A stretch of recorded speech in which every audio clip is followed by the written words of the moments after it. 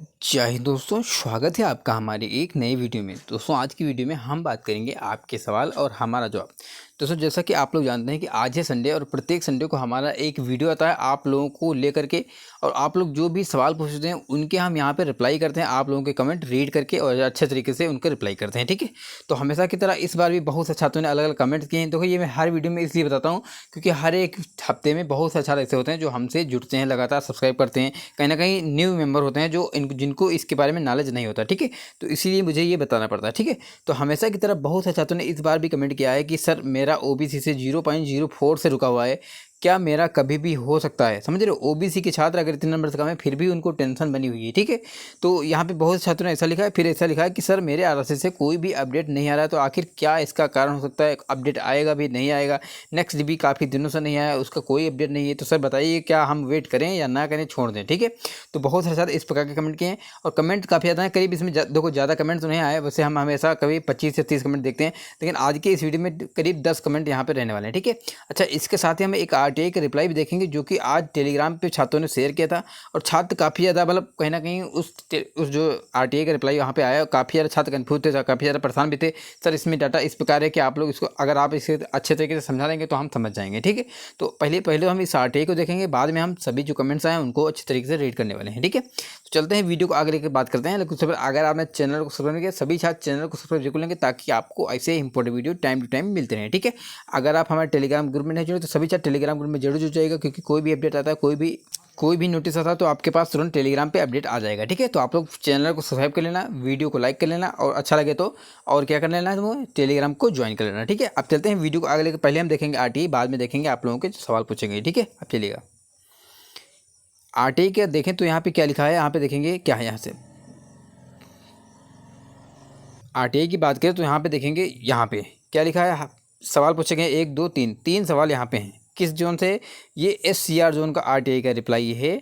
और यहाँ पे कौन सा जोन, डिवीजन की बात करें, विजयवाड़ा डिवीजन। आपको पता होगा एससीआर में 6 डिवीजन है, जिसमें कौन कौन सा डिवीजन है? सिकंदराबाद डिवीजन एक तो हो गया, एक तुम्हारा कौन सा विजयवाड़ा डिवीजन हो गया, गुंटकल डिवीजन हो गया, नांदेड़ डिवीजन हो गया, और एक दो डिवीजन है जो हमें इस समय याद नहीं है। ठीक है, तो यहाँ पे देखेंगे, पहले हम देखेंगे इस आरटीआई कब का है। देखो सबसे पहले आरटीआई जब आप देखते हो तो आरटीआई सबसे पहले ये देखो कि आरटीआई में डेट कब की है। अब आप लोग मतलब आरटीआई तो देख रहे हो लेकिन ये नहीं देख रहे हो कि आरटीआई कब का है। यहाँ पे देखेंगे जब ये आरटीआई इन्होंने फाइल किया था तब थी 21/11/2023, यानी कि नवंबर में आरटीआई रिप्लाई आरटीआई किया गया था, और 29 नवंबर को इनका आरटीआई रिप्लाई आया था पिछले साल, मतलब 2023 में। ठीक है, तो ये 2023 का ही रिप्लाई है। ठीक है, तो उस समय क्या हो रहा था, उस समय इनकी ज्वाइनिंग चल ही रही थी, मतलब कहीं ना कहीं ज्वाइनिंग में करीब करीब 1 या 1.5 महीने हुआ होगा, इससे ज़्यादा टाइम नहीं हुआ होगा, क्योंकि सिकंदराबाद जोन की ज्वाइनिंग जो है काफ़ी लेट में हुई थी। ठीक है, तो यहाँ पे देखेंगे जो पूछा गया था, सवाल देखते हैं। अब सवाल देखेंगे तो पहला सवाल पूछा गया था, how many total number of candidate send their appointment letter by Vijayawada division, यानी कि विजयवाड़ा डिवीजन से कितने छात्रों को ज्वाइन लेटर भेजा गया है। दूसरा सवाल था, how many total number of candidate absent on joining, कितने छात्र ऐसे हैं जो कहीं ना कहीं ज्वाइनिंग में एब्सेंट हो चुके हैं। तीसरा सवाल था, total how many candidate resign, कितने छात्र हैं जो रिजाइन कर चुके हैं। अब एक चीज़ आप लोग ध्यान में रखिएगा, उस समय तो छात्र ज्वाइन नहीं कर रहे थे, तो इतनी जल्दी कोई रिजाइन थोड़ी ना कर देता है। ठीक है, तो आप लोग अपने हिसाब से सोचा करो कि मतलब बहुत सारे छात्र इसमें डर रहेंगे, क्योंकि यहाँ पे डर इसलिए रहे थे क्योंकि यहाँ पे अभी रिजाइन की ही संख्या आनी है, जो अभी डीबी आएगी उसमें रिजाइन की संख्या ऐड होगी, और जो नॉट ज्वाइनिंग की संख्या है वो तो ऑलरेडी आ ही चुकी है। आपको पता होगा 345 था, जो कि जो थर्ड डीबी आया था उसमें ऐड कर दिया था। ठीक है, अब रिजाइन की संख्या पे छात्रों का काफ़ी ज़्यादा फोकस है, इसीलिए काफ़ी ज़्यादा डर भी रहे हैं। ठीक है, अब चलते हैं आगे, देखिएगा यहाँ पे जो पहला आरटीआई का रिप्लाई मतलब जो आया पहले नंबर का आया 22 से 18 छात्रों का ज्वाइन लेटर भेजा गया था। किस टाइम में? नवंबर 2023 में भेजा गया था। ठीक है, तो उसका डाटा है। फिर यहाँ पे देखेंगे 241 candidate not reported to this office, यानी कि 241 छात्र ऐसे थे जो उस समय रिपोर्ट नहीं किए थे। देखो उस समय रिपोर्ट नहीं किए थे, लेकिन ये बाद में छात्र काफ़ी ज़्यादा छात्र ऐसे होंगे जो बाद में रिपोर्ट कर चुके होंगे। ठीक है, क्योंकि ये संख्या काफ़ी बड़ी, इतना हो ही नहीं सकता। ठीक है, क्योंकि उस समय क्या होता है, बहुत से छात्र ऐसे होते हैं जो कहीं ना कहीं 2 महीने बाद करते हैं, मतलब ज्वाइनिंग तुरंत नहीं करते हैं, वो रुकवा लेते हैं अपनी ज्वाइनिंग, क्योंकि किसी का एग्जाम लगा, किसी का कुछ लगा है, तो कहीं ना कहीं ये छात्र ऐसे हैं जो बाद में ज्वाइनिंग किए होंगे। ठीक है, बाद में रिप्लाई तो नहीं है, लेकिन मैं अपने हिसाब से बता रहा हूँ। ठीक है, अब बिल्कुल रियल बता रहा हूँ। उस समय जो रिजाइन की संख्या मैंने बताई, नील बताई। अब बहुत से छात्र परेशान है कि सर इस डिवीजन में क्या एक भी छात्र ऐसा नहीं जो रिजाइन नहीं किया हो, तो मैंने फिर से आपको बताया। देखो कल मैंने एक आरटीआई का रिप्लाई देखा था, किसका? दिसंबर यानी कि 12वें महीने का 2023 का हमने आरटीआई का रिप्लाई देखा था। ठीक है, किसका? गुंटकल डिवीजन का, जिसमें हमने बताया था कि दिसंबर में 21 था, सिर्फ 21 था रिजाइन की संख्या। कुंटल डिवीजन में, जो कि आपने मार्च में देखा तो वो 21 से बढ़कर 55 हो गया था, ठीक है। फिर आपने मई में देखा तो 55 से बढ़कर कितना 65 हो गया था, ठीक है। तो इसीलिए मैं बोलता हूँ कि रिजाइन संख्या बढ़ती रहती है। अगर मैं बात करूँ तुम्हारे विजयवाड़ा डिवीजन में, तो रिजाइनिंग संख्या आगे मिनिमम मान के चलो करीब 50 से 55 के बीच में यहाँ पे रिजाइनिंग संख्या होगी इस समय, ठीक है। अभी जो लेटेस्ट आरटीआई की रिप्लाई आएगा उसमें आप लोग देख भी लेना, इसी हिसाब से यहाँ पे डाटा निकल के सामने आएगा, ठीक है। तो उस समय कोई रिजाइन नहीं करेगा, क्योंकि उस समय तो ज्वाइनिंग ही चल रही थी। छात्र अगर 5 दिन 10 दिन 1 महीना ज्वाइनिंग किया हुआ तो इतनी जल्दी रिजाइन कोई नहीं करता है, धीरे धीरे टाइम बीतता है तब छात्र रिजाइन करते हैं, ठीक है। तो आशा करता हूँ इस चीज़ से आपको बिल्कुल भी डर नहीं लगेगा कि हमारी डीबी पे कोई फर्क पड़ेगा, ठीक है। यहाँ पे रिजाइन की संख्या अच्छी खासी होगी, परेशान होने की जरूरत नहीं।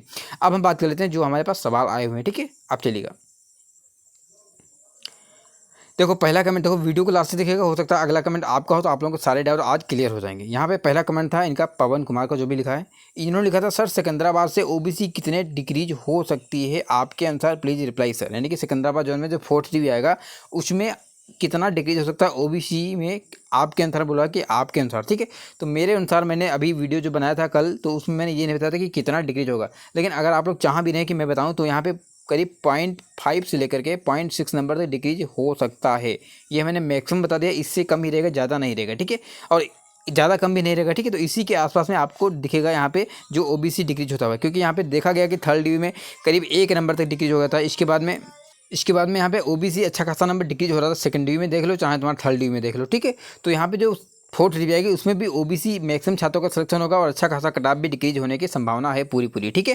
तो जिसका भी नंबर 0.5 से 0.6 के बीच में है वो अपने डॉक्यूमेंट रेडी रखेगा। अगर इससे भी ज़्यादा है तो आपको नेक्स्ट DB यानी कि 56 DB का वेट करना है, परेशान होने की जरूरत नहीं है, ठीक है। अब चलते हैं आगे। इन्होंने लिखा है, क्या लिखा है, सर मेरा सिकंदराबाद से 0.32 से SC से रह गया, 4th DB में चांस मिलेगा सर? बिल्कुल मिलेगा, ठीक है। देखो SC और OBC अच्छा खासा नंबर डिक्रीज हो रहा है और साथ में ST भी अच्छा खासा नंबर डिक्रीज हो रहा है, ठीक है। तो उसी हिसाब से आगे भी डिक्रीज होगा, इसलिए SC के अगर आप करीब 0.40 के आसपास में SC भी हैं तो आपको बिल्कुल भी डॉक्यूमेंट बनवा के रखने हैं और बिल्कुल रेडी रहना है, ठीक है। अब चलते हैं आगे।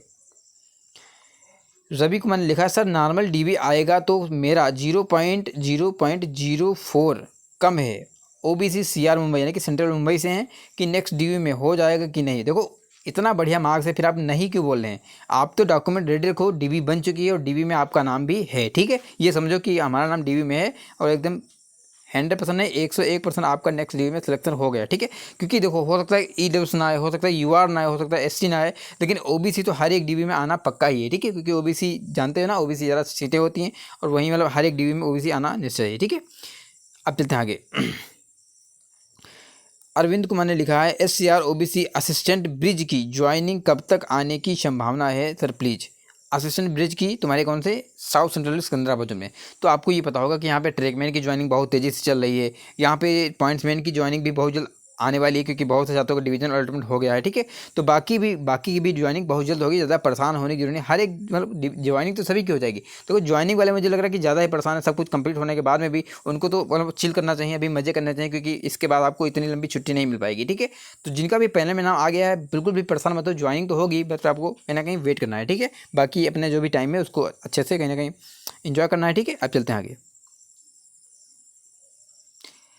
इन्होंने लिखा है, अरे भाई चेन्नई जोन का कुछ अपडेट दीजिए यार। देखो चेन्नई जोन का अपडेट मैं कहाँ से दे दूँ, जब RRC की साइट पे अपडेट नहीं आ रहा है तो मैं अपने से थोड़ी ना बना लूँगा। हाँ, जो इंटरनली जो न्यूज़ मिल रही है मैं आपको बता रहा हूँ कि यहाँ पे जो रिप्लेसमेंट DB है साथ में तैयार हो रहा है, यानी कि जो 3rd DB आएगा उसमें रिप्लेसमेंट DB ऐड होगी और उस पर काम चल रहा है। बाकी यहाँ पे साइट पे कोई भी ऑफिशियल अपडेट नहीं है, तो मैं अपने रिगार्डिंग कहने के लिए अपने अनुसार थोड़ी ना बना लूँगा वीडियो, ठीक है। तो जब तक ऑफिशियल नहीं आएगा तब तक मैं कुछ नहीं बोल सकता, बट ये बोलूँगा कि यहाँ पे जो नेक्स्ट DB है वो तैयार हो रही है, रिप्लेसमेंट DB की तैयारी बहुत तेज़ी से चल रही है, ठीक है।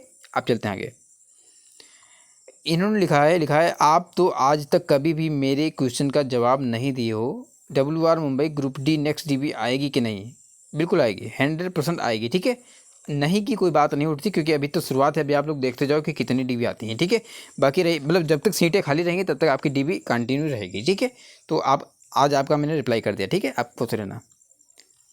इन्होंने लिखा है, क्या लिखा है, अंकुर भाई मेरा कमेंट्स संडे वीडियो में लेना प्लीज़। मेरा गोरखपुर जोन 3rd DB आने के बाद 0.34 OBC से रुका हुआ है, कोई चांस है अभी तक 4th DB आएगा या रिप्लेसमेंट DB? देखो 0.34 आपका है, ठीक है। और गोरखपुर जोन है, गोरखपुर जोन एक ज़्यादा बहुत बड़ा जोन नहीं, जो मीडियम जोन होता है, ठीक है। तो यहाँ पे क्या है, अभी रिप्लेसमेंट नहीं आया, तो रिप्लेसमेंट जब तक नहीं है तब तक आपको उम्मीदें बरकरार रखनी है और अगर हो सकता है कि नेक्स्ट डी में ना भी हो तो उसकी अगली डी में आपका हो जाएगा, ठीक है। फिलहाल में आपका सिलेक्शन तो होना ही होना है, ठीक है, 100% सिलेक्शन होगा। लेकिन परेशान होने जरूरी नहीं कि अगर आपका नेक्स्ट डी में नहीं होगा तो इसका मतलब ये नहीं कि होगा नहीं, क्योंकि इसके बाद में एक और डी आनी बाकी है, ठीक है। तो अभी आपको वेट करना चाहिए, और वेट करते मतलब कहना कि वेट ही ना करो, कुछ ना कुछ काम धंधा भी करते रहो, ठीक है। तो वीडियो अच्छा लगा, वीडियो को लाइक कीजिएगा, चैनल को सब्सक्राइब कीजिएगा। मिलते हैं किसी अच्छे से वीडियो में, तो bye bye, good night, take care.